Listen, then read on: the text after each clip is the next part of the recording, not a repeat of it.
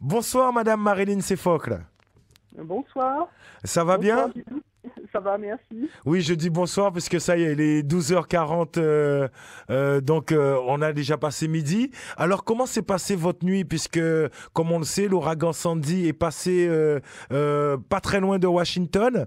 Nous avons eu le témoignage de quelqu'un que vous connaissez très bien, puisque c'est Tiffany Jones, qui nous a dit Oui. que pour elle, tout s'est très bien passé. Est-ce que c'est la même chose pour vous qui habitez Washington même? Oui, oui, c'est bien passé. Il y avait énormément de vent, beaucoup de pluie, mais en fait, dans l'ensemble, les choses, il n'y a pas eu trop de dégâts. Alors apparemment, il n'y a pas eu trop de dégâts parce qu'il y a eu une bonne organisation, apparemment de l'État fédéral, mais aussi des États même qui étaient concernés, comme l'État de New York, le Connecticut, Massachusetts et compagnie. Oui, il y a eu une très bonne organisation au niveau fédéral. Il y a eu le gouvernement fédéral a fait preuve d'une grande efficacité et donc on a pu parer les coûts. Mhm. Alors quand même, il y a quand même eu 6 500 000, voire plus, voire 8 millions même sur certains chiffres, d'Américains privés d'électricité. On sait que les Américains, l'Américain lui-même, lambda, en général, il est habitué à son confort, il n'est pas très habitué à voir ce genre de phénomène. Comment ont-ils vécu ces dernières 24 heures? Eh bien, les Américains se sont organisés.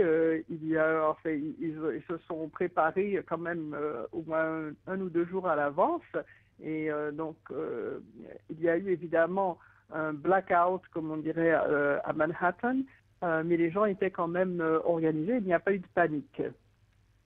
Et ça, on peut dire que c'est un petit peu l'expérience de l'ouragan Katrina il y a quelques années qui prouve que maintenant les Américains sont mieux organisés, mieux préparés pour ce genre de phénomène.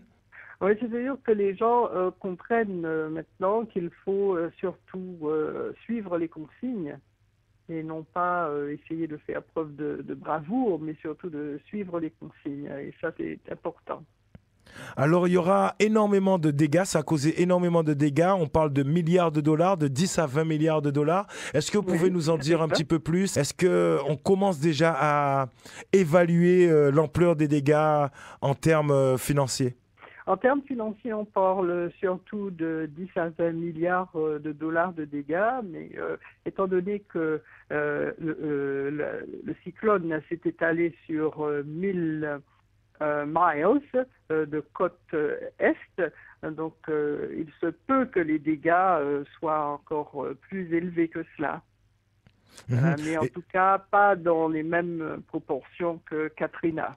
C'est selon vous, ça sera pire que Katrina ou moins? Beaucoup moins, je pense.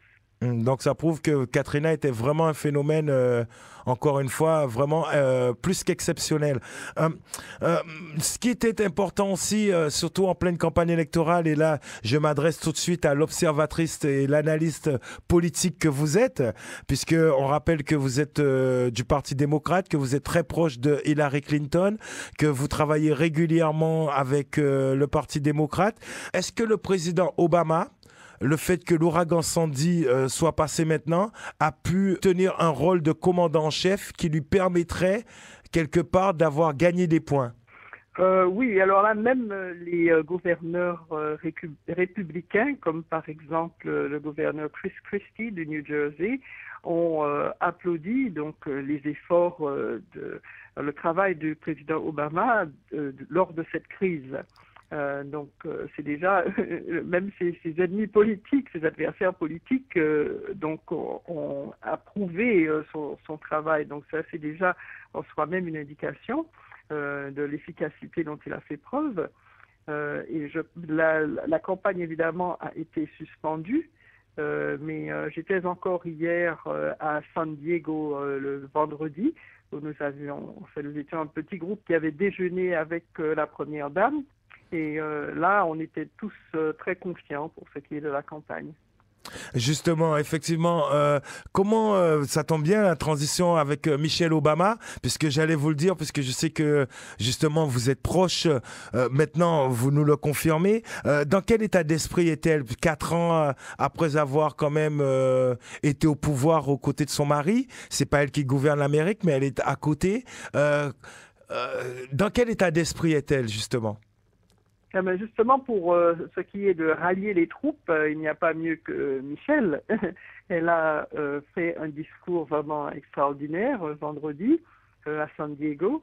Et dans ce discours, elle a rappelé donc tout le bilan de son mari, qui a été vraiment un bilan très positif, puisqu'il s'agissait il a créé quand même 150 000 emplois par mois de façon consécutive pendant les 37 derniers mois, ce qui n'est pas peu. Et puis, il y a eu la réforme de la santé, il y a eu la loi Lilly Ledbetter qui établit une fois pour toutes la parité au niveau des salaires entre les hommes et les femmes. Il y a eu également donc la possibilité de sortir de l'ornière pour un grand nombre d'Américains qui, sous l'administration précédente, l'administration de Bush, perdaient leur toit, littéralement. Donc, il a mis sur pied un programme qui leur a permis de garder leur toit et de payer beaucoup moins en termes d'intérêt. Donc, toutes ces réformes, ce sont des réformes qui sont à l'actif du président et qui sont toutes à son et qui sont vraiment qui témoignent du bilan très positif du président Obama.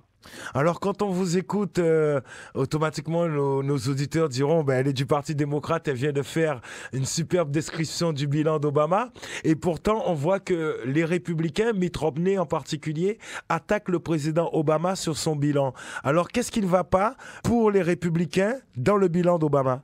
Alors, pour les républicains, Mitt Romney, il pourrait, lui, créer 12 millions d'emplois au lieu des 5 millions d'emplois qui ont été créés récemment.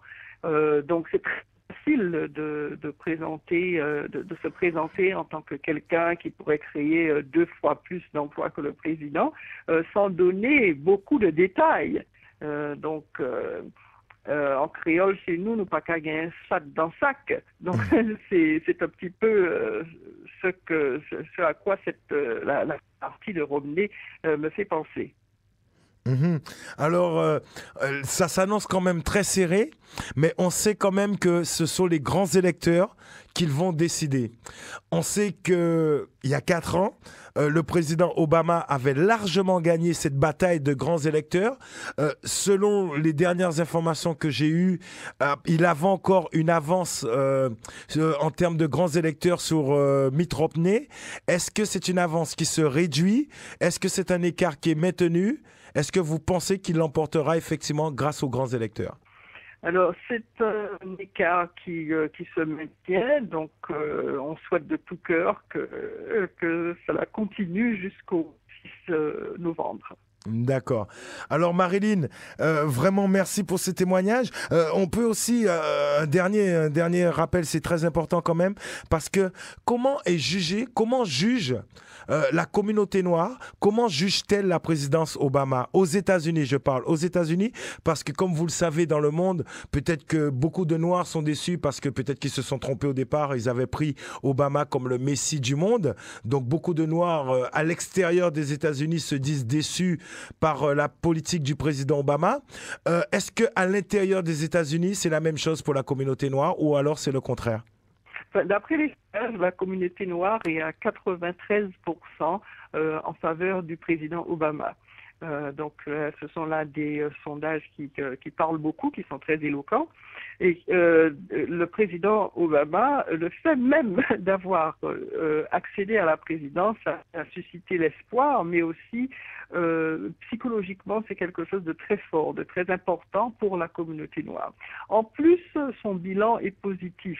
Donc, ce sont déjà là 2 atouts énormes pour la communauté noire. Question directe. A-t-il fait beaucoup pour la communauté noire durant ces 4 ans?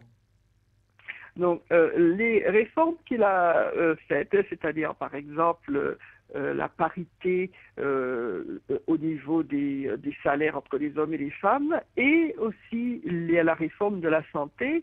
Ce sont des réformes qui vont profiter et faire bénéficier non seulement tous les Américains, mais évidemment les Noirs vont bénéficier de cette réforme.